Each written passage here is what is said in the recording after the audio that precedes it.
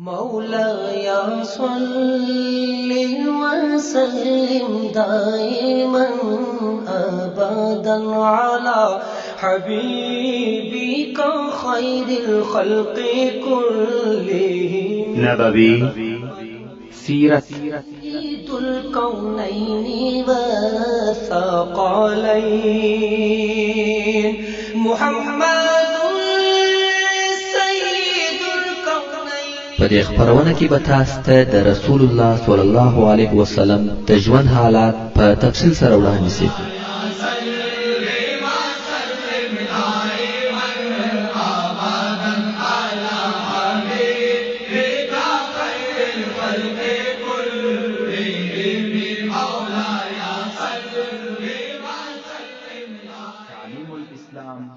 أعوذ بالله من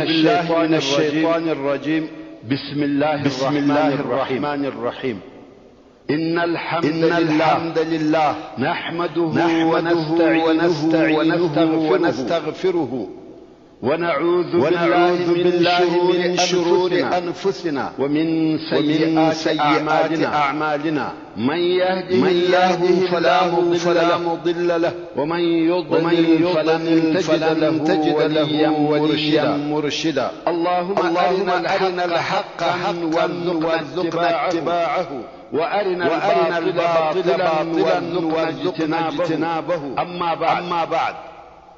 ورونو موږ هر پیښه او واقعه بیانول اسماء رضی الله تعالی عنها کوم وخت رسول الله صلی الله علیه و آله وسلم زوی پورته د غار ثور د قولاړي مرشدا نو معلومات چې صلی الله علیه و آله د بنی عبدالدار څخه او بیرغ پورته کاوه پیرانانو څخه اخر ووجل د مکه مکرمه اوس په بنی عبدالدار کې او داسې څوک صفاته چې بیرغ پورته خلق دغه आवाज نو د دوی د کورنۍ یو حبشي ملایي چې نوم یې ثواب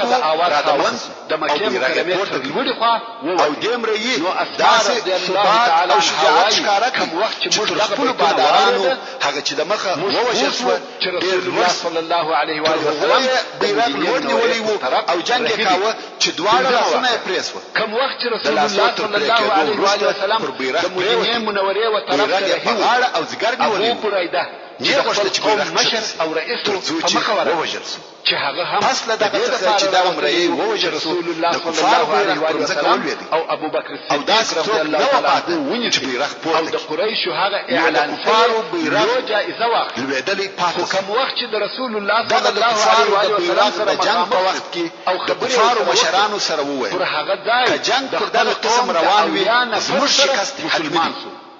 موږ باید مسلمانان په بل شي مشغول کړو د نیزه پر دیوس د بیرغ پر څنګه چې دوی زموږ پر بیرغ حمله کوي موږ به هم د دوی پر بیرغ حمله راغلي نو یې یو ډله جوړه کړه چې دنیا به په عدل او انصاف ابن عمر رضی الله تعالی عنه چې د مسلمانانو بیرغ ورسره دی حمله شروع کړه اریانم نو په میدان کې الله صلی الله علیه و آله دوه وسلم مهم جنگونه شروع دي بیا هم یو جنگ د کفارو د بیرغ پر شاوخوا دی او بل جنگ د مسلمانانو د بیرغ پر شاوخوا دی چې د امن او سلامتی ابن عمر رضی الله تعالی عنه دنیا په عدل او انصاف پر خپل ځای ولاړ دي نو مسلمانان د الله علیه و آله وسلم ارهابي په دغه وخت کې چې د جنگ شدت د کفارو د بیرغ پر شاوخوا دوام لري هلته د میدان جنگ په نورو ټولو نقطو کې هم ترخه جنگونه روان دي د مسلمانانو مدینه منورې په لار کې او بدنو رسول الله ایمانی تجلی غالب وي زبیر رضی الله تعالی عنه د لشکر په صفو داسې ورننوتل لکه د اوبو سیلونه چې په شیلو کې زبیر رضی الله تعالی عنه ابو دجانه رضی الله تعالی عنه چې سر یې په سره دسمال تړلی صدیق رضی الله تعالی عنه رسول الله صلی الله علیه و وسلم کړه په لاس کې و کوم وخت رسول الله صلی الله علیه و وسلم او قوي اراده کړې و چې دغه ټول حق ادا کړي او غائب په جنگ کې داسې شروع وکړه چې د کفارو په لشکر صلی الله علیه و وسلم هجرت او هر مشرک چې په مخه ورځي وشي صلی الله علیه و وسلم کفارو د لشکر صفونه یو په بل کې نړوي نو وزن دی زبیر ابن العوام رضی الله تعالی عنه وایي نه پوهېده کوم وخت چې ما د رسول الله صلی الله علیه و آله وسلم څخه توره وغوښته او ما ته یې را نه کړه زما په زړه کې یو څه ناامیدي پیدا شوه او د ځانه سره مې وویل زه د صفیې او د ده صلی الله علیه و آله وسلم د عمه زوی یم او د قریشو څخه یم زه د ابو دجانه رضی الله تعالی عنه د مخه ور ولاړ شوم او توره مې ځینې وغوښته خو ما ته یې را نه کړه او ده ته یې ورکړه رسول الله صلی الله علیه وسلم و استقبال ابو دجانه پسې ګورم چې دا د دې لپاره چې د رسول الله صلی الله علیه و سلم مقام اول درجه دسمال راوېستي او سر یې وتړي د مدینه منوره و نور ابو دجانه د مرګ دسمال راوېستي رسول الله صلی الله علیه و سلم رضی الله تعالی عنه د دشمن په طرف ورهیسو او دغه شعرونه یې ویل سیاسي الذي عاهدني خليلي ونحن بالسفح لدى النخيل أن لا أقوم الدهر في الكيول أضرب بسيف الله والرسول نو هر څوک چې د مشرکانو څخه په مخ ورغلي هغه وشي زبیر بن العوام رضی الله تعالی عنه وایي په کفارو کې یو ډېر جنګي سړی و چې زموږ یو زخمي یې نه پېښاوه مګر ژر به هغه ته ځان ورورساوه هغه به هم راوتل دغه دوه چې یو ابو دجانه دی او بل دغه مشرک په میدان جنگ کې رسول الله صلی الله علیه و سلم راتګ ما و الله عز وجل ته دعا وکړه چې دوی سره مخامخ خو هغه وکړ چې دوی دوه سره مخ په مخ مکه مکرمه څخه اول مشرک د توري واری پر وکړي ابو دجانه صلی الله علیه و سلم واری په خپل سپر سره وګرځاو او بیا ابو دجانه کې مکرمه ولاري ته داسې سخت ووهه چې په دغه اول واری ووشي بیا نو ابو دجانه د کفارو په صفونه نه چې د بیا چې هغه د شذو و مشري او قومندان ته ورسېدي تاسو پوهیږئ چې شذي همیشه د لشکر تر شا بلل کیږي یعنی ابو دجانه رضی الله تعالی عنه په دغه جنگ او وهلو کې د کفارو تر لشکر ووت تاریخ وو رسول الله ابو دجانه نه دی خبر چې دا شذي دنیا منوره ته راوړل ابو دجانه وایي یو انسان مې ولیدی چې د خالد مخانه په منګاچ و صلی الله علیه و سلم زه ورته ودرېدم د محرم وخت چې تر پر پورته کړ خو اوله د محرم چې د هجري کال شروع بلل کیږي نو د رسول الله صلی الله علیه و سلم او د ناشد د منځلو کرامه وبلل د کال اول وهم مګر هجرت او قباء رسیدل د ربيع الاول یا لوی د ابو سفیان زوجه او بیا مدینه منوره زبیر بن العوام رضی الله تعالی عنه وایي ما ابو دجانه ولیدی چې ترې د هند بنت عتبه پر سر پورته کړه او بیرته لاس رسول الله صلی الله علیه و سلم ما د ځان سره وویل چې الله او رسول الله پوهیږي چې مدینه منوره ورسېده ابو دجانه رضی الله تعالی عنه د رسول الله صلی الله علیه و سلم د توري ور ادا کړ انتظار یې دونه کفار یې په هغه تور ووهل چې واقعا هم د ډیر وهلو څخه رسول الله صلی الله علیه و سلم کعب ابن مالک رضی الله تعالی عنه وایي کوم وخت چې ابو دجانه تور واخیسته نو ما دا نیت وکړ چې زه باید د معلومات وکړم څوک نه و پاتې چې دوی څه یو يهودي څخه آیا رښتیا د توري حق ادا کوي کیا نو می کوشش کاوه چې په جنگ کې د دغه شاوخوا چې وینم چې دوی څه خلق هم او ابو دجانه هم په اوسپنه پټ او پوښلي یعنی خول او زغره چې یوازې پاتې مخې نه معلومه نو کعب بن مالک وایي ابو دجانه په دغه جنگ کې د یو کافر سره په وهلو اخته د جنگ په مابین کې کافر په دې پوسو چوشني نو کافر چې پر آس پورو ونیوت اولاده الا یقین ځکه مرګ په سترګو ولید ابو دجانه تر شا په پسې دی او یهودو دغه کافر یې پر سر او خزرج نه وي د ابو دجانه د ډیره قوت کافر دوه ځای يهودي نار تر د هغه آس ورسېده هذا کافر د آس څخه دوه حصے ولويدي کعب رضی الله تعالی عنه وایي ابو دجانه د خپل مخ څخه خول پورته کړ او ماته وکتل ویل څنګه بوله یا کعب صلی الله علیه وسلم دا د احد په ورځ د ابو دجانه رضی الله تعالی عنه د جنگ یو مسلمانان چې رسول الله صلی الله علیه و سلم د توري حق یې څنګه ادا आवाज او حمزه رضی الله تعالی عنه هم د زمری پر قسم جنگ کاوه د دشمن د لشکر په مابین کې ولاړ داسې وهل او حمله کوي چې مثل نه دی لیدل شوی د کفارو پهلوانان د مخه څخه داسې ځغلي لکه د زورور باز څخه چې د الله علیه وسلم د لیدلو سره د هغه چې د بیرغ اخیستونکو په وژلو کې برخه واخیسته خو د کفارو په نورو پهلوانانو هم داسې کارونه وکړه چې چا په چا نه دي کړي ترڅو چې په داسې حال کې په شهادت ورسېږي چې د جنګیالیو پهلوانانو په مقدمه کې مګر حمزه رضی الله تعالی عنه داسې ونه وژل شو لکه پهلوانان چې په میدان جنګ کې مخ په مخ وژل کېږي بلکې داسې په خیانت سره د شاه د طرفه ووژل شو لکه پر هغه نامتو قهرمانانو چې په تاریکیو کې د شاه د طرفه حمله کېږي د حمزه رضی الله تعالی عنه قاتل وحشي ابن حرب وایي زه د جبیر ابن مطعم رایي هغه مطعم چې اکایه د بدر په ورځ د مسلمانانو د طرفه وژل شوی کوم وخت چې قریش د احد وجنګ ته تلل جبیر ماتو کتا د رسول الله صلی الله علیه و سلم اکا حمزه زما د اکا په عوض کې ووژي ته آزاد وحشي وایي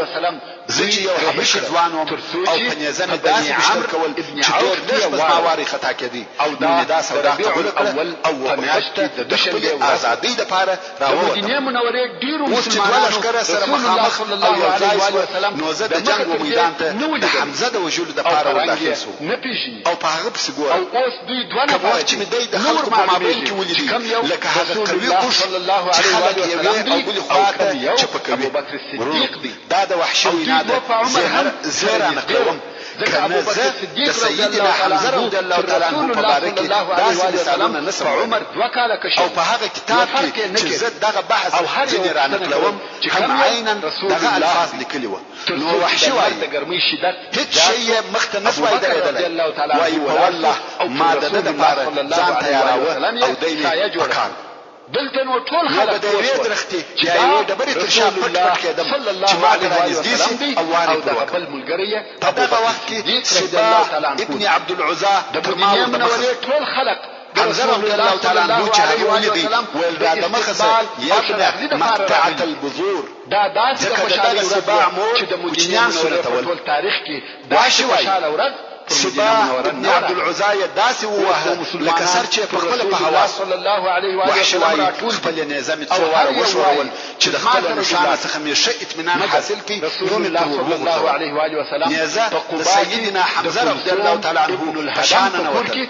او تر نس یې ووتل خو حمزه رضی الله تعالی عنه نه ولوېد نیزه په نس کې ده خو بیا هم ګزار نه سو مخې راواړوه او زما پر طرف را رهي سو او په دغه وحشي وایي ما خپل مرګ ولیدی مسجد جوړ کړي نیزه یې تر نس وتلې ده او دی زما پر طرف را رهي دی وایي پوه سوم چې اوس نو ما وژنم او په اول کار په مدینه منوره کې ما ته رانږدې سو هغه د مسجد جوړول دي ما هم تر یو څه وخت انتظار ورته وکړ چې دا مې یقین سو چې اوس نو مړ دی ورغلم خپله نیزه مې واخیسته او د جنګ میدان مې پرېښود اسلام کې د هر شي ځکه زما د بل چا سره کار نه زما ازادي د حمزه رضی الله تعالی عنه په وجلو پورې تړلې او جهاد د پاره د لښکر کار کولو او جوړولو د دې لپاره ووژي چې زه آزاد د مهمو او لویو اجتماعاتو مرکز ته زما مالک زه آزاد کړم او بیا کوم سیدنا حضرت حمزه رضی الله تعالی عنه د رسول الله صلی الله علیه و سلم اکا د مسلمانانو د میدان جنگ مشهور قهرمان په دغه طریقه سره شهید کړ رسول الله صلی الله علیه و سلم الیه راجعون مسجد جوړ کړ د دغه لوی تاوانه او شدید خسارې سره چې د اسد الله او اسد رسول الله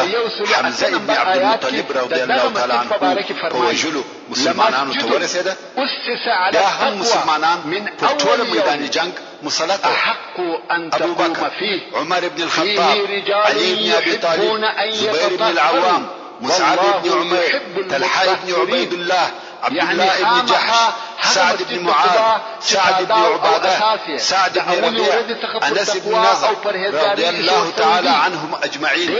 او نور د دوی په مثال اصحاب کرامو داسې جنگ کاوه چې د مشرکانو عزم یې ورمات کړي او کوشش یې رښتېدلې د ګناهو او د احد ورځې د اسلامي قهرمانانو څخه یو هم حنظله دی. حنظله رضی الله تعالی عنه د هغه ابو عامر الفاسق زوی دی چې د مخکې بیان درته وسو. حنظله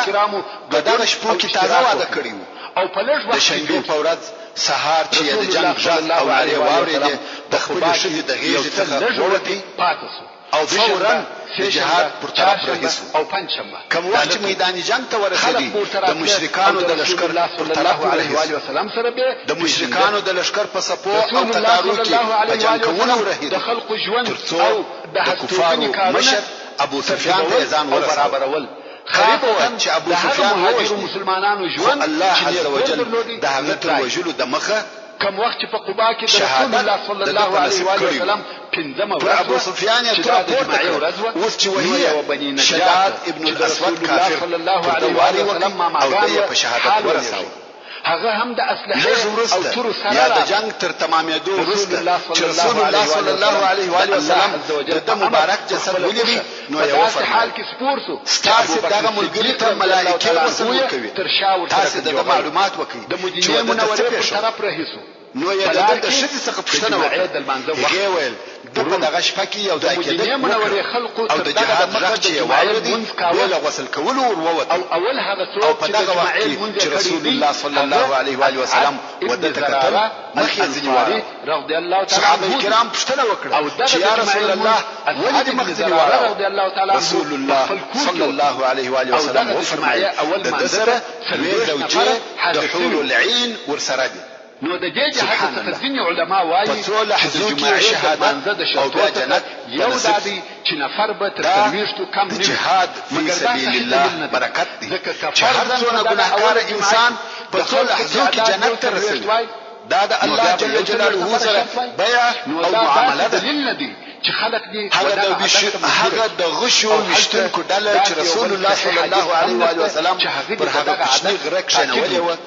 مقصد د جنگ په اداره او د مسلمانانو د لشکر په ګټه کې ډېر فعال او مثبت حصه درلوده. د مشرکانو د لشکر د سپرو ټولۍ چې مشر او قومندان خالد ابن ولید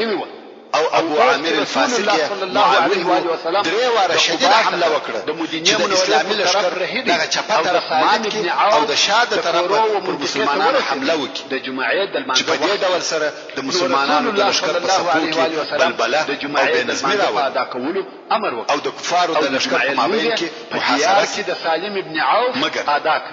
د هغه غشو د غشو پر وشتلو په واسطه او د دوی د درې حمله ناکام شوه او دوی په مجبور شول چې پر شا ولاړ شي. نو دغه خطبه چې دا د غشو وشتونکو چې اساسي وظیفه الله علیه و آله وسلم یې د جنگ ژرند پر دغه قسم ګرځیدل وای چې دغه کوچنی اسلامي لشکر د جنگ په ټول میدان اوله خطبه دغه خطبه ترڅو چې د مشرکانو د جنگي پهلوانانو عزم او همت مات د قباء او امیدونه وشکل د مشرکانو صفونه د مخ او شا د چپه او راسته طرفو څخه سره پاشل کېده. داسې معلومه ده لکه 3000 مشرکان چې د 100 مسلمانانو سره جنگيږي نه د 300 سره بدل شو. خو نن ورځ مسلمانان ډېر شجاع او د کامیابی د یقین سره ښکارا کېده. او دا ورځ د هغه څخه چې مشرکانو خپل اخراني کوششونه د مسلمانانو د هجوم او حملو د بندولو لپاره وکړل. الله علیه و آله وسلم د مدینه منورې ته داخلي احساس کاوه. همت تر داسې اندازې کښته او مات خندا چې و د جرأت او دلاوري نسوای کولای چې د انصار انجیل بیرغ په دې ورنږدې د رسول الله صلی الله علیه و آله وسلم ورسته ولوي دغه هیڅ نسوای کولای چې دغه لویدلې بیرغ پورته نو کفارو د میدان جنگ څخه په شاتل شروع او ځینو یې وچیشت ته مخ ونیو. هغه خپل ټول خبرې چې د ځانو سره د کولې هیله چې ویل د خپل وجل سو کسانو انتقام او بدله به خپل نوم او نشان به بیرته لاسته راوړي. ابن اسحاق رحمه الله وایي الله عز وجل خپل نصرت پر مسلمانانو نازل کړي او هغه خپل وعده یې ورسره رښتیا کړه. مسلمانانو کفار وزغلول تر داسې اندازې چې د تورو په زور یې هغه خپل د اړولو تر ځای چې معسكر یا قرارګاه ورته ویل کېږي تیر کړ. د کفارو په شکست او ماته کې هیڅ شک او تردید نه و پاتې. عبدالله ابن زبیر رضی الله تعالی عنہ د خپل پلار څخه روایت کوي چې وایي په والله ما هند بنت عتبه او د دې نورې ملګري ولیدې چې تښتېدلې او د خپل سامانو څخه یې هیڅ شی نه ورسره اخیستی. او په هغه حدیث شریف کې چې امام بخاری د براء ابن عازب رضی الله تعالی عنہ څخه را نقلوي وایي کوم وخت چې موږ د کفارو د لښکر سره مخامخ شو پس له لږ وخت څخه دوی په تېښته شروع وکړه تر داسې اندازې چې ما په خپلو سترګو د کفارو ښځې ولیدلې چې د تېښتې په حال کې به پښې د خیمو په تناو کې بندې شوې او دوی به لمنې پورته کړې هغه د پښو پایزیبونه به ښکاره شول. په دغه حال کې مسلمانان تورو په لاس په پسې دي او ځینې یې غنیمتونه ټولوي. په دغه وخت کې چې اسلامي کوچني لښکر د بل وار دپاره بیا د مکې مکرمې پر مشرکانو ښکاره او واضحه داسې بری لاسته راوړي چې د بدر تر بري او نصرت په کمه نه و. د غشي ویشتونکو د ډلې ډېرو نفرو داسې رسوا کوونکې غلطي وکړه چې د میدان جنگ وضع یې پر بل مخ واړوه او مسلمانانو ته ډېر درانه تلفات ورسول. دغه د دوی غلطي قریبه وه چې د رسول الله صلی الله علیه و آله وسلم د وژل کېدو سبب وګرځېد. دغه د دوی غلطي د مسلمانانو پر هغه شهرت او هیبت پر هغه دبدبې او کامیابۍ ډېر بد اثر وکړ کومه چې تر بدر وروسته لاسته راوړې وه. موږ مخکې د رسول الله صلی الله علیه و آله وسلم هغه واضحه او شدید اوامر درته بیان کړه کوم چې دغه غشي ویشتونکو وټولۍ ته یې صادر کړي وه چې ویل تاسې به په دغه غره کې پر خپل ځای ناست یاست ستاسې زموږ د کامیابۍ او شکست سره هیڅ تعلق نشته تر څو چې ما امر نه وي درته کړي خپل ځای به نه پرېږدئ. پر دغه شدیدو او واضحه اوامرو سربیره کوم وخت چې غشي ویشتونکو ولیده چې مسلمانان د دشمن څخه غنیمتونه ټولوي پر دوی هم حب د دنیا غالبه شو. نو ځینو نورو ته وویل غنیمتونه وڅه ګورئ ستاسې ملګري کامیابه شوه.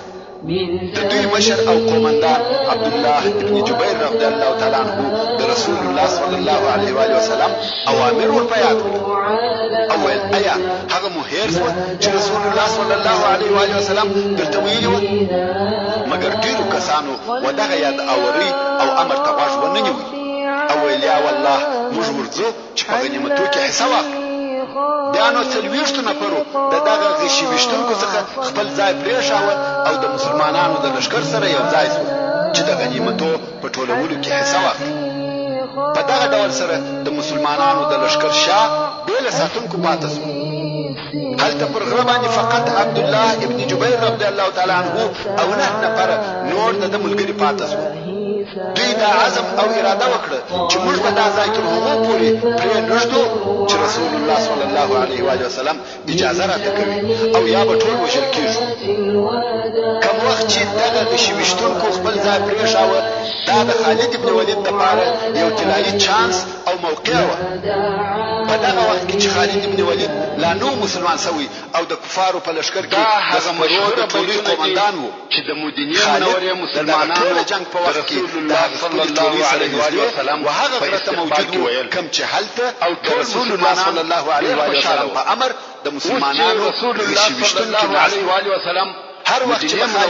د حمله او په جنگ کې چې ګډون اراده وکړه د کلي مشرانو به د رسول الله صلی الله علیه و آله وسلم وشونیول او د ټولۍ په بیرته شاته ولاړ. رسول الله صلی الله علیه و آله وسلم د کفارو پر مسلمانانو حمله کولې خالد د خپل ټولۍ سره درې واره کوشش وکړي چې د بیرغ و کومک ته ورسره مګر درې سره واره غشي ویشتونکو د غشو په ویشتلو سره منع کاوه او نه پرېښاوه چې په جنګ کې ګډون نو خالد ابن ولید او د سپرو ټولۍ په ټوله جنګ کې معطله پاته نه د غره د طرفه پر مسلمانانو ورتلای شوی او نه جنګ ته داخلېدای هم د ډېر مال او شتمنۍ خاوندان نه غشي ویشتونکو خو هر یو دا تمنا او ارزو درلوده چې رسول الله صلی الله علیه و آله وسلم مهمه نقطه یې نیولې په کور کې واړوي. اوس چې غشي ویشتونکو خپل ځای پرېښاوه او په میدان جنګ کې د غنیمتو په ټولولو مشغوله شول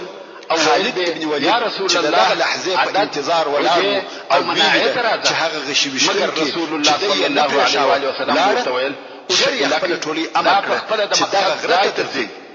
اوس نو وایي چې د غره تر شا او میدان جنگ ته ورسې امر کړ بلکې په خپل پر غره ځای ته ولاړ شي خلک نفر هستوګنی د پاره هلته هغه کوشش وکړي چې د غشي په وشتلو یې وګرځوي مگر لس نفر د پوره لشکر په مقابل کې څه کولای راغلی بیا خلق او شوونی ټولي سره رسول الله صلی الله علیه و سلم ورته ویل رضی الله تعالی عنہ دا امر کړی فاطمه الکریه ټول شهادت ورسول او واقعا یې اوس غر شو وخت د خالد تر تسلط لاندې یې تک ته مجبور کول او د جنگ او میدان ته داخل شو د دې اوس د خالد ټولي د مسلمانانو د لشکر تر شا چې او شوونی سي د مخ ټول کفار د مسلمانانو د لشکر ومخته ویل او اوس چې د غره تر شا ځینې کفار میدان جنگ ته ورسېدل مسجد نبوي د خالد ټولي د مسلمانانو د لشکر تر شا اواره او خرابم زکو هلته ځینې مسلمانان په میدان جنگ کې غنیمتونه ټولوي او هلته ځینې د پاته کفارو سره په جنگ مشغول الله صلی الله علیه و سلم د خالد د سپرو ټولي ناره او پر مسلمانانو حمله شروع کړې یو څو لاړه په دغه نارو سره هغه ماځنه مشرکان پوسوه چې د جنگ په حالاتو کې بدلون راغی یا چوکسوه هغه هم پر مسلمانانو بخره وګرځاوه مسلمانان د شاده طرفه والکیږي او هغه مسلمانان چې د جنگ په اولو قطارو کې هغه نه دي خبر چې رسول الله صلی الله علیه و آله وسلم هغه بیرته پر شاره وګرځیدل په دغه وخت کې د کفارو څخه یو شدي چې عمله بنت علقمه الحارثيه د کفارو لویدلې بیرغ پورته او شاوخوا مشرکان پر وګرځیدل یو د بل سره نارې کړې چې رسول الله صلی الله علیه و سلم هم دا خوښه هغه مسلمانانو سره وایي چې په بخبري کې د شاده طرفه د خالد ټولي قران او وهي خلق پر رسول الله صلی الله علیه و سلم راټول د مخ طرف ته سره کوي او د میدان جنگ تراول صفو مسلمانان ایوب انصاری خبر د شاو طرف ته وګرځي راغلی او د رسول الله صلی الله علیه و سلم سامان دوی په مخ ورڅخه واخستي او په تور یې نه نیستی ځکه جنگ دی رسول الله صلی الله علیه و سلم چې زما سامان چې په خپل د مسلمانانو په مابین کې جنگ شروع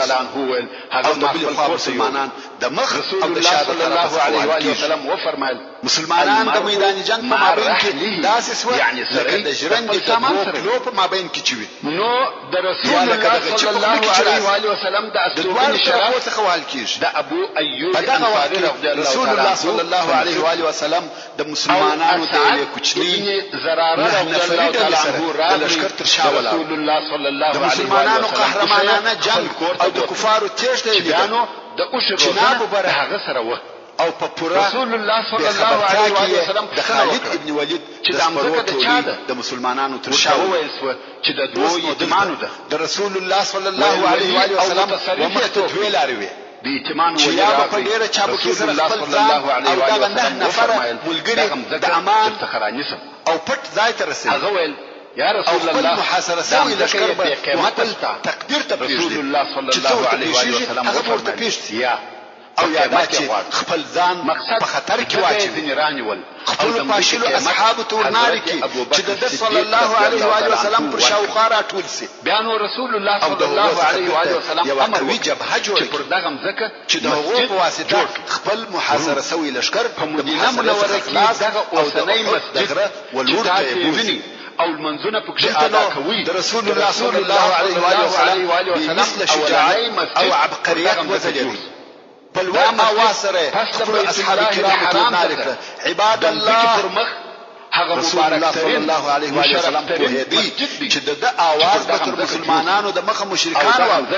و دغه مشرکان چې په ټول مسلمانانو کې تر هر چا د مخه رسول الله صلی الله علیه و سلم د کار ته پریښول مگر بیا هم په خپل وخت اواز سره الله جل عباد الله انا رسول الله دا الله بندگانو زه رسول الله یم دلته جوړېدو سر او سبب خطرناک وخت کې رسول الله صلی الله علیه و سلم په دغه ناره سره خپل ځان په خطر کې واچوي مگر مسلمانان چې د کفارو په محاصره کې نیولي و او مبارک صحیح فکر یې د لاس ورکړی و ول خپل ځانو څخه د بل شي په فکر کې نه و لکه څنګه چې مخکې مدرته وویل رسول الله صلی الله علیه و سلم د ابو ایوب انصاری رضی الله تعالی عنہ په کور کې سکونت او هستوګنه اختیار تر داسې اندازې د ابو ایوب رضی الله تعالی عنہ په مدینه منوره ورسېده او ځینې وخت صلی الله علیه و آله وسلم ته ځینې چې د جنگ د اولو صفو څخه راګرځېده د مشرکانو په لښکر ګډ ویل یا رسول الله دا نه د مسلمان او مشرک نه سره معلومیږي دلته نو په خپل مسلمانانو کې قتل او وجل الله علیه و آله وسلم ورځینو مسلمانانو ځینې نور مسلمانان د نه پیژندګلوۍ په سبب وجل امام بخاری د حضرت عائشه رضی الله تعالی عنها څخه روایت کوي چې وايي کوم وخت چې د احد ورځ او کفار واضحه ماته وکړه ابلیس نارې کړه یا عباد الله اخرى اصحاب کرام کار کوي یعنی د شاده طرف څخه ځانونه وساتل اول ورځ څخه چې دشمن د شاده طرف شروع وسول په دغه ناره سره د مسلمانانو د صفو اول خلک راوغلي چې ځکه آباد او ودان صفو سره الله شروع وکړ سوره هود حتی یو شپته نمبر آیات فرمان رضی الله تعالی عنه وايي چې ما خپل پلان ولیدي چې مسلمانان یې د دوه طرفه خوهي یعنی او ما پر نار کړ تاسو د مځکې څخه عباد الله دا زما پلار دی کې د اعمال د جنگ میدان او چا زماناره نه اوریدل الله جل جلاله زموږ د مځکې تعمیر او بیا عباد الله تعالی عنه الله دې عفو درته جوړولو جر نو دا کسان چې په میدان جنگ کې پاتې و په جوړولو په وخت کې ګډوډي صحابه کرامو د استریاد لري د کورک دغه بیتونه داسې و اللهم لا عيش الا عيش الاخره فاغفر للسرگردان حال کې والمهاجره یو ناره کون کې په لوړ اواز سره ناره کړه چې محمد ووجه اصحاب کرامو سره کار کاوه دغه خبر اوریدل سره مسلمانانو نور هم حواس باید سره وایه قریب و چې د ډیرو افرادو معنوي روحیات درس دی وایه اللهم لا عيش الا عيش الاخره ځینې بیا په دې فکر کې چې د عبد الله ابن ابي رئيس المنافقين سره ارتباط ونیسي چې د ابو سفیان څخه د دوی لپاره امان وغواړي جل جلاله مصعب بن عمير رضی الله تعالی عنه چې د شیطان دغه ناره واورېده چې محمد ووژل سو وما ينبغي له وما محمد الا رسول وقرآن مبين قد خلت من قبل محمد صلى الله عليه وآله وسلم مات او قتلا انقلبتم على اعقابكم ومن ينقلب على عقبيه فلن يضر الله شيئا وسيجزي الله الشاكرين يعني النبي محمد مگر د الله جل جلاله یو رسول الله صلی الله علیه و وسلم تر د مخدر رسولان تیر سوي مگر شعر ایا نور ک محمد صلی الله علیه و وسلم یا شهید کړی نو تاسو ورته مشهور او خلق په توګه دا علیه السلام نو ویل ځکه هر بشر اخر د دنیا څخه خطا بسو او هر څوک چې بواوش وهغه خپل کفر ته وګرځي جوړ الله جل جلاله ته تاوان رسوي چې به مسلمانانو او شعر وایي الله جل جلاله وشکر کوونکو ته د خیر جزاء وروايه مگر د شیطان د ناره په اوریدلو سره دا جملې د مصعب ابن عمير رضی الله تعالی عنه د خلیه څخه رسول الله صلی الله علیه و وسلم دغه آیات په قران مجید کې نازل شي الله جل جلاله دغه آیات او خدای رضی الله تعالی عنه پر جبه جاری کړ صحابه کرام ورسته کې جبريل عليه السلام دغه آیات شریف د الله جل جلاله د طرفه ورسول الله صلی الله علیه وسلم تراوی چې دا د سورۃ آل عمران یو څلور نمبر آیات خلق بیاوی وخشت انس ابن نضر رضی الله تعالی عنه پر هغه ډله ورغلی چې حواس یې بایللي او په فکر کې ناست انس ابن نضر هغه څوک دی چې د بدر و غزا ته نو حاضر سوی او رسول الله صلی الله علیه و آله وسلم کبلوار د رسول الله صلی الله علیه و آله وسلم او قریش په مابین کې جنگ پیښ شو زبو الله جل جلاله ته هغه کارونه وشکاره کوم چې زه کوم نو رښتیا هم انس رضی الله تعالی عنه د خپل شجاعت او مړانه ښکارا کړ انس ابن نضر رضی الله تعالی عنه چې پر هغه ډله ورغلی چې حواس یې بایللي او په فکر کې ناست ویل د چی انتظار کوي چې ناست دوی ویل رسول الله صلی الله علیه و وسلم ووجل شهید ووجل کرشتیا هم رسول الله صلی الله علیه و وسلم وجل سوی وی نو تاسو تر دغه وروسته ژوند څه کوي ابو ایوب ولارسي او ځانونه پر هغه لار ووجني چې رسول الله صلی الله علیه و وسلم پر ووجل او بیا انس بن نضر رضی الله تعالی عنه وویل الهی زه د هغه څه څخه عذر درته کوم کوم چې مسلمانانو جوړ کو او رسول الله صلی الله علیه و آله زه د هغه څه څخه بری او بیزاره کوم چې مشرکان په یو کنج کې یعنی نه د مسلمانانو په دغه تیښته او حواس بایلولو خشم او نه د مشرکانو دغه عمل صلوات و سلام د احترام عزت سعد بن معاذ رضی الله تعالی عنه په مخ ورغلی خو په یو شپه کې ومشته چیرې یا ابا عمر هغه دا چې انس بن نضر رضی الله تعالی عنه والله یا سعد او هغه مقصود څخه د جنت بوی را باندې لګیږي او لاړې تر هغه ته معلومه ده سره جنگ کاوه تر څو چې شهید نوس لکه د نن ورځ اصل جنگ څخه د دې سر چا نه پیژندل شي دا څوک دی د دې امکان و چې دا وبه درو اتیا زخم او رسول الله صلی الله علیه و آله وسلم ته تکلیف ورکړ نو ابو ایوب رضی الله تعالی عنه وايي موږ د ورته بل شي نه درلود هم د دغه وبته پیژندي چې په خاله پرسوي ټول شپه ویش پات سعد ابن معاذ رضی الله تعالی عنه ورسول الله صلی الله علیه و آله وسلم ته ویل والله یا رسول الله زما په وسره وکړه چې داسې کار وکم لکه انس بن نضر چې کړپای جوړ کو یا حرکت وکړو څوک د جهاد کولای شي څوک د دشمن سره دونه مخامخ کېدل شي چې زموږ غوښتنه دا تحمل او مقاومت کولای شي چې درو اتیا زخم دي زخمی شي صلی الله علیه و سلم هم دا د دې غوښتنه قبول کړه یو ځای زخمی کیږي او د جنگ د میدان څخه وځي ابو ایوب رضی الله تعالی عنه وايي تکلیف زغملای شي مګر درو اتیا زخم رسول الله صلی الله علیه و آله وسلم ته بمو سعد رضی الله تعالی عنه وايي موږ یې بدن دستی په ټول بدن کې او د ویلې ځای نو پاتې چې زخم دې نه وخوړل یعنی ټول د لاس وهلو ځایونه چې سره یو ځای کې یو وشت نه کېد یو شپه موږ ورسول الله صلی الله علیه و آله وسلم ته بدن داسې خواړو ولېږل چې په هغه کې ثابت ابن دحداح الانصاري وخپل قوم ورنالك يا معشر الانصار محمد صلى الله عليه واله وسلم وجل سوي الله جل جلاله حيدي يا رسول الله زما مور دین باندې وجنګیږي الله خالص ناصر او کامیاب کون کوي او مش په هغه کې د انصار څخه یو نفر یعنی د دولت اثر و نه د خالد د سپرو په ټولي حمله وکړه تر څو چې خالد په نزا ووجه او د دولت ملګری هم شهیدان ام ایوب د مهاجرینو څخه یو نفر په میدان جنگ کې پر یو انصاري ورغله چې په خپل وینو کې سره رسول الله صلی الله علیه وسلم وفلانه ما ته خبر شو چې محمد ووجل یعنی تا دا خبر واورې داسې یو سره مهاجر ځان ته معلومات کړي چې خبر رښتیا دی که درواغ مګر تاسو نو ویل ته خبر شوې چې محمد صلی الله علیه و آله وسلم ووجل دغه ورځ وروسته انصاري ویل رسول الله صلی الله علیه و آله وسلم په هغه خپل رسالت ورساوه او څخه کم شي نه ګټاو تاسو پر خپل دین وجنګیږي دا مې هر څه چې درته وایم په دغه قسم قرباني علي ابن ابي طالب رضی الله تعالی عنه د رسول الله صلی الله علیه و آله وسلم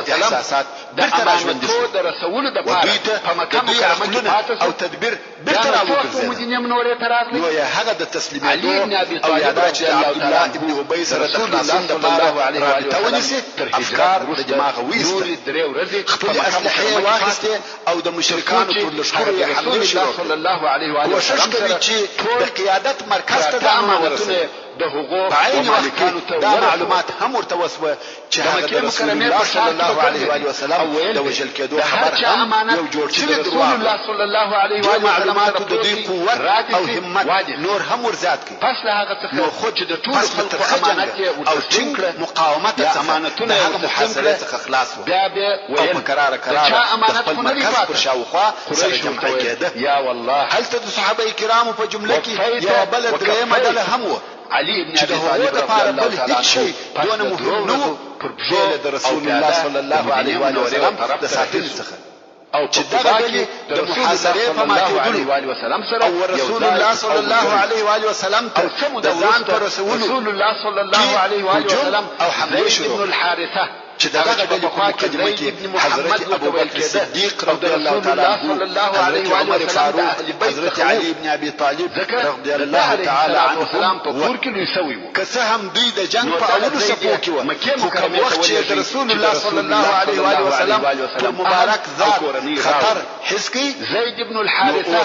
صلی الله علیه و آله وسلم څخه د دفاع کوونکو صلی الله علیه و آله وسلم اهل بیت کرام یې کوم وخت چې د مسلمانانو د لشکر کې رسول الله صلی الله علیه و آله وسلم زوجه او د مشرکانو د ژرندې د دوه پلو په مابین کې میده کېده هلته د رسول الله صلی الله علیه و آله وسلم رسول الله صلی الله علیه و آله وسلم زینب رضی الله تعالی عنها مشرکانو د محاصره عملیه شروع کړه د رسول الله صلی الله علیه و آله وسلم سره بیل نو نفرو هیڅوک نه و دراوتلو او کوم وخت رسول الله صلی الله علیه و آله وسلم او مسلمانانو ته ودار کړه الی عباد الله انا رسول الله صلی الله علیه و آله وسلم د صلی الله علیه و آله وسلم اواز واوریدي او ویل په حبشه کې و د مخ ته دې چې رسول الله صلی الله علیه و آله وسلم ته د مسلمانانو د لشکره څخه یو څوک را ورسیږي عبد الله ابن ابي بکر قوت او حضرت ابو بکر صدیق علیه السلام هم را رهي کړ نو د مشرکانو او د دغه نو نه پر اصحاب کرامو په مابین کې داسې شدید جنگ شروع شو چې په هغه کې د محبت او قرباني شجاعت او فداکاري نادره او بې مثله نمونې ښکاره شوه امام مسلم په هغه انس بن مالک رضی الله تعالی عنه څخه روایت کوي چې رسول الله صلی الله علیه و آله وسلم د احد په ورځ د نو نفر سره یوازې پاتې وو چې دوه نفر انصار او دوه نفر مهاجرین کوم وخت چې ابو بکر مهاجرین طلحه ابن عبید الله او سعد بن ابي وقاص منورې ته ولاړه کوم وخت چې کفار ود علیه الصلاه والسلام ته ورنږدې شو او رسول الله صلی الله علیه و آله وسلم وفرمایي څوک دغه کفار زما څخه شدید او لري کوي او هغه لره جنت دی نو یا په جنت کې زما ملګری صلی الله علیه و آله وسلم ته انصار څخه یو سړی د مخ خبر تر هغه یې جنگ کاوه چې الله علیه و آله وسلم کفار نور هم رسول الله صلی الله علیه و آله وسلم ته داسې محبوبه کې د غرنګ یو نفر د انصار څخه او یا مرتدریږي محبت سوچي او سره ووایي کې رسول الله صلی الله علیه و آله وسلم وخپلو مهاجرو ملګرو ته وویل موږ د خپلو ملګرو سره انصاف ونکړو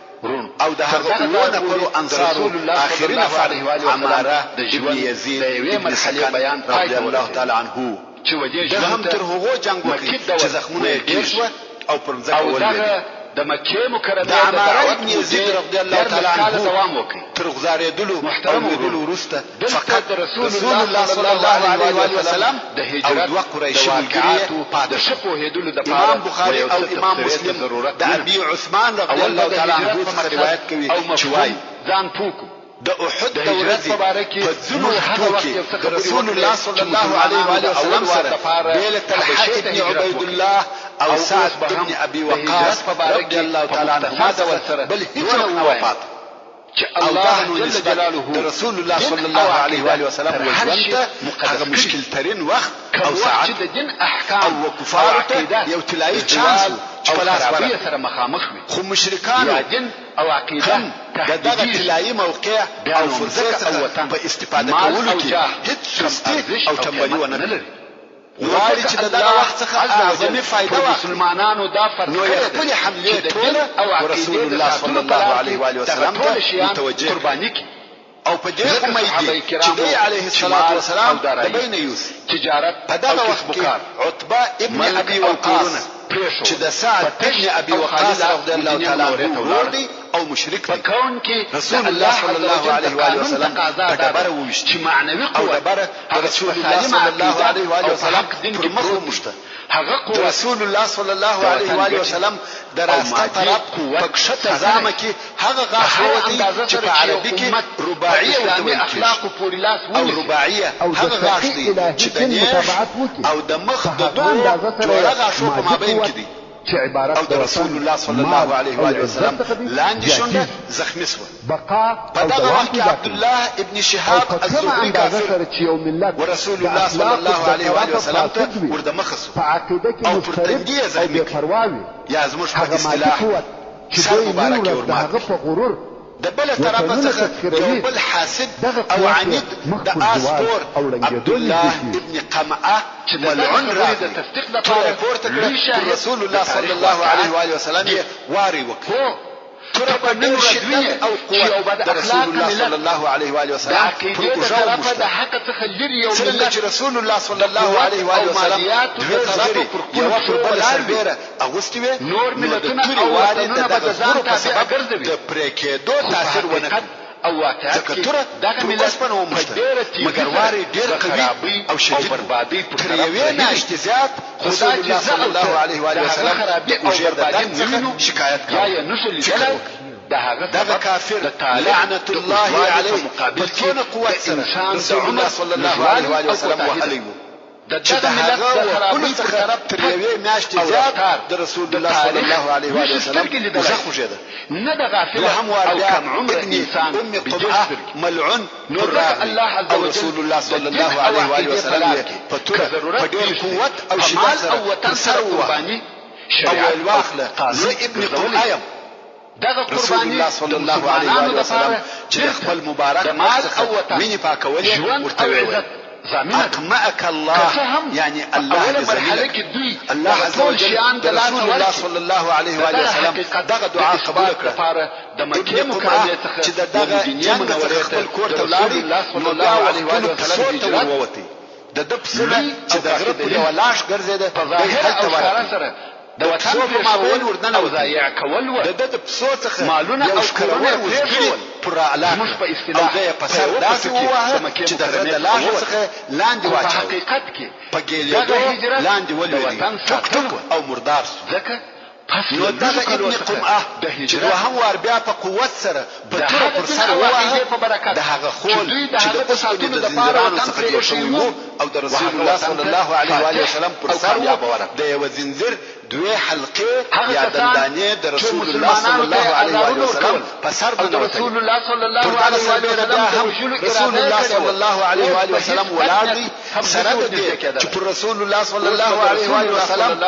تورې دوه ډېر سخت او شدید وارونه وسو او ښکارانو بیا هم پر رسول الله صلی الله علیه و آله وسلم کې طاقت سته او ښکارا شي چې موږ د رسول الله صلی الله علیه و آله وسلم د هجرت او خبرو ته تعجب کیاست هغه چې دوی رسول الله صلی الله علیه و آله وسلم دغه ناوړه خبرې کوي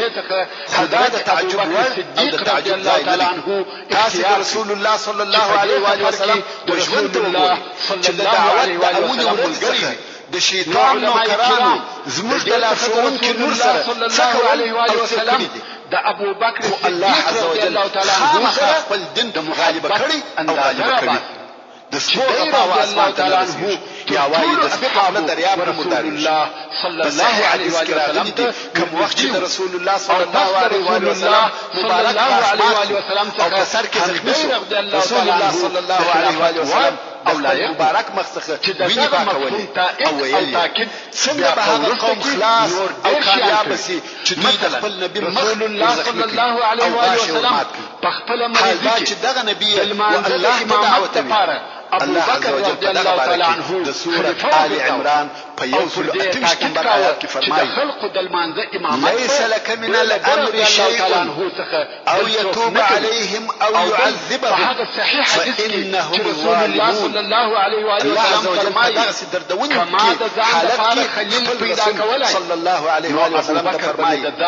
تعالی رب امورك هیڅ اختیار نشته او بلکې الله جل جلاله د هر شي اختیار دار دی خپل احسان یا الله جل جلاله د دې توبه قبول کړي یا دوی ته عذاب ورکړي او لائق او بشک چې دوی ظالمان دي ابو بکر رضی الله تعالی عنه رسول الله صلی الله علیه و آله وسلم په ملګرتیا کې د دې وړ او لائق و چې رسول الله صلی الله علیه و آله وسلم شرع ورته وکړي بلکې خپل روح الله جل جلاله دا اراده صلی الله علیه و آله وسلم په ملګرتیا او عظیم منصب نور هم لوړ او عظیم چې رسول الله صلی الله علیه و آله وسلم د شو اخلاقو یو ډیر لوړ او شاندار نمونه قائمه او ټول دنیا ته دا وښکارا کی چې ټول بشریت دی دغه سید المرسلین وصبر او تحمل حلم او عفته وګوري محترم ربك زمرد بالعزة عما يصفون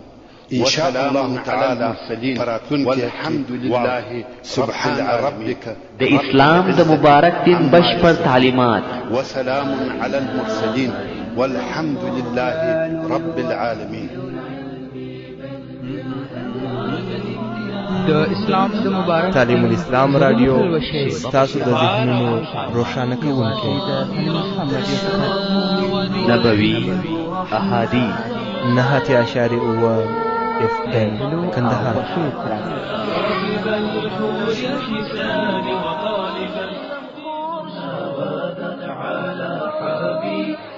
نبوي سیرت حیات الصحابه عالم الاسلام رادیو په کندهار ښار کې لومړنی شخصي اسلامي رادیو